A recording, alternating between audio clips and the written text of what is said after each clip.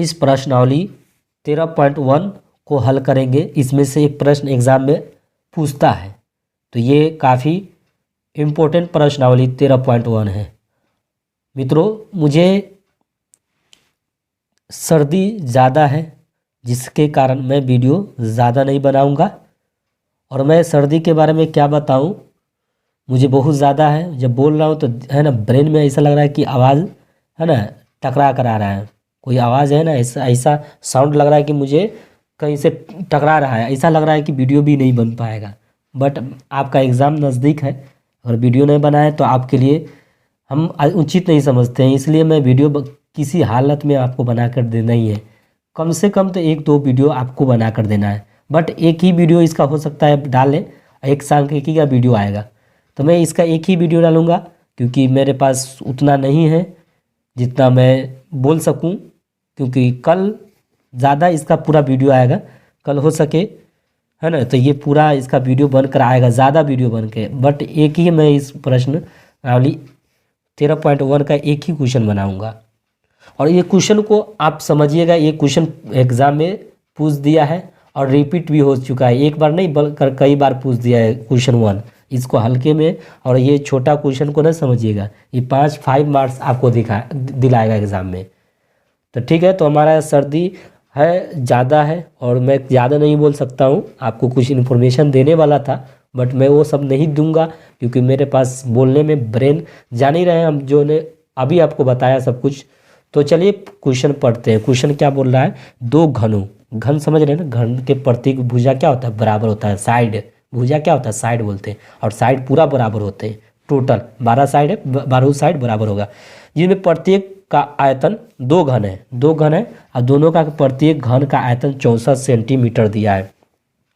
इनके संलग्न फलकों को, संलग्न समझ रहे हैं ना, कि एक फलक है ना, घन का ये वाला एक फलक इधर से और दूसरा घन वाला का एक फलक, इन दोनों को संलग्न एक को मिला दिया है। संलग्न माने दोनों एक के साथ है, ठीक है। फलकों को मिलाकर एक ठोस बनाया जाता है। कर इससे प्राप्त घनाभ का पृष्ठीय क्षेत्रफल कह रहा है। तो दोनों घन से जो मिला है, दोनों से घन से एक घनाभ बन गया है, उसी घनाभ का पृष्ठीय क्षेत्रफल निकालेंगे। तो आइए, प्रश्न बहुत ही नाइस क्वेश्चन है, मैंने फिगर बना लिया था। प्रश्नावली 13.1 का है, क्वेश्चन 1 है। तो 2 घन है, तो 2 घन है और दोनों को संलग्न, दोनों को मिला दिया गया तो क्या बन गया है, आपका एक घनाभ बन गया है। और घनाभ जब बन गया है तो इसकी जो है ना, जितनी लेंथ है, इसकी ऊंचाई दोनों एक ही इक्वल है, लेकिन लंबाई जो है ना, आप समझ रहे हैं कि नहीं, देखिए इसकी जो है ना, ये वाला ब्रेथ जो चौड़ाई देख रहे हैं, इसकी चौड़ाई सेम रहेगा, क्योंकि चौड़ाई में कोई दिक्कत नहीं है। दोनों को जो है लंबाई बढ़ेगा ना भाई, इन दोनों को सटाएगा तो लंबाई ना बढ़ जाएगा, तो ये लंबाई बढ़ गया है, ठीक है।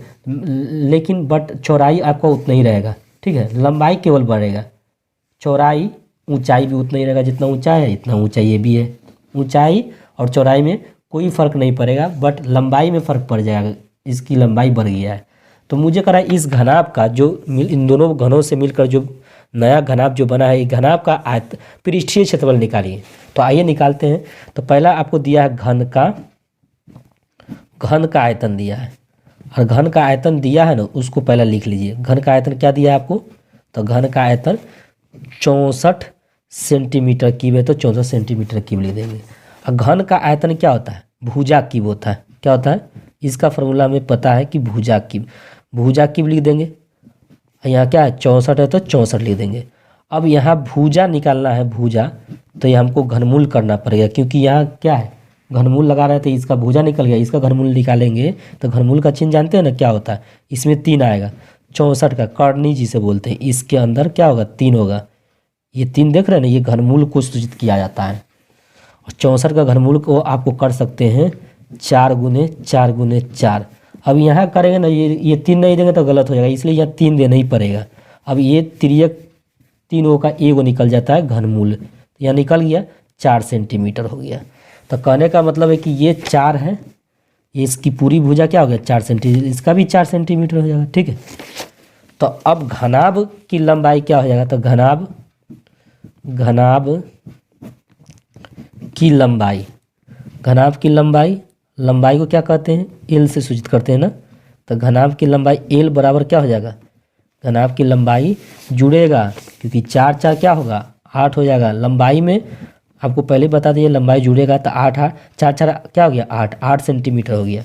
चौड़ाई, घनाभ की चौड़ाई कितना होगा, कोई चौड़ाई ब्रेथ बोलते हैं, बी से क्या होता है ब्रेथ, तो बी लिखे और बी का मान क्या होगा, कोई फर्क नहीं पड़ेगा, चौड़ाई में कोई उतना ही रहेगा तो 4 सेंटीमीटर ही रहेगा।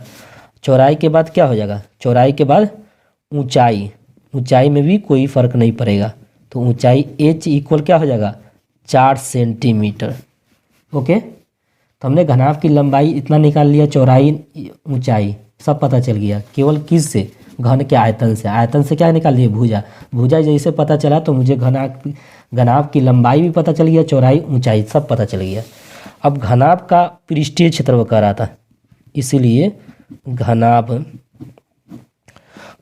का पृष्ठीय क्षेत्रफल, घनाभ का पृष्ठीय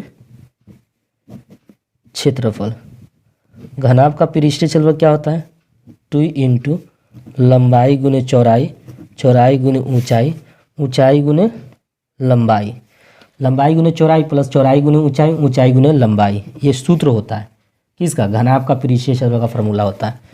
अब देखिए 2 लिख दीजिए, लंबाई का मान क्या होता है लंबाई, तो एल का मान क्या दिया है 8 है तो 8 लिखेंगे, बी का मान क्या है 4 तो 4 लिखेंगे, यहाँ बी का मान क्या है 4 तो 4 लिखेंगे। चाहे तो हिंदी में भी लिख रहे हैं, लंबाई गुने चौड़ाई हिंदी में लिख सकते हैं, तो मैं है ना ये यहाँ पर वो लिखे दिए हैं, तो चाहे तो हिंदी में लिखे या तो इंग्लिश, कोई दिक्कत नहीं, तो इंग्लिशों में लिखेंगे तो कोई दिक्कत नहीं, आपको एग्जाम में आपको 5 मार्क्स मिलेंगे। एज का वैल्यू क्या है 4 है तो 4 लिखेंगे, प्लस का प्लस, एज का वैल्यू क्या है 4 तो 4 लिखेंगे। और देखें आपको एल का वैल्यू लेंथ कितना दिया है, तो लेंथ 8 है तो 8 लिख देंगे। अब गुना करें तो 2, यहाँ कुछ नहीं रहता गुना, तो गुना लिखिए 8 चौका 32, 4 चौका 16, 8 चौका 32।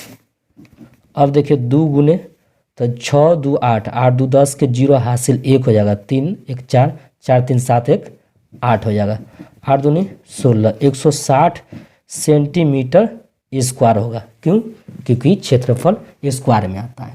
तो आई होप आपको समझ में आ गया होगा, बहुत क्लियर से समझाया गया है। और नेक्स्ट वीडियो में मिलते हैं।